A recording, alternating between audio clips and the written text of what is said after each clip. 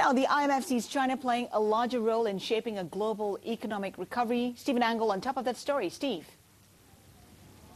Haslinda, IMF Managing Director Dominic Strauss-Kahn calling on the leaders of the group of 20 nations to keep working, of course, at pulling the global economy out of recession. But he also predicted that China will play a larger role in shaping a sustainable recovery. He says we all have a chance to, quote, fix the way we're governing globalization, and he says it may just work. Strauss-Kahn saying that the U.S. can do its part by boosting the country's savings rate and also reducing its budget deficit. China, it can contribute by fostering more domestic demand, and he says China may be more willing to cooperate when it gets a bigger role at the IMF, which leaders are expected to announce by calling for a shift in voting rights that would favor emerging markets. And ADB, the Asian Development Bank, yesterday saying that the global financial crisis is speeding up China's domestic economic reforms.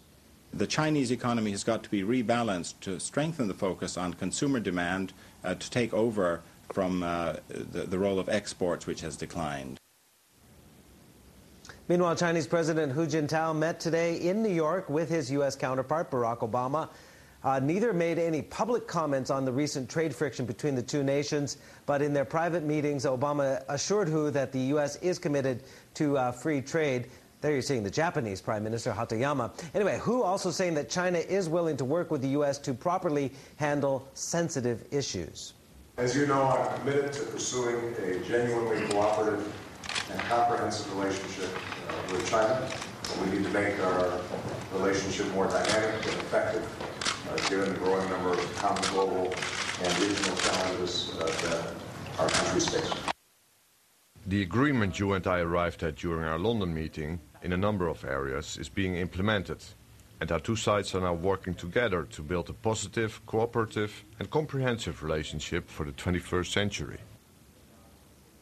And Haslinda, the two leaders also talked extensively about climate change. President Hu offering to reduce the so-called carbon intensity of factories and power plants in China, but he did not give any specific numbers. Obama said both nations must do what they can to grow their economies without endangering the planet. Difficulty, Obama says, is no excuse for complacency. China and the U.S. are the two biggest emitters of greenhouse gases, producing about 40% of the world's total. And of course, world leaders are going to be meeting in Copenhagen at the end of, or in December, to try to strike a climate change agreement. Back over to you.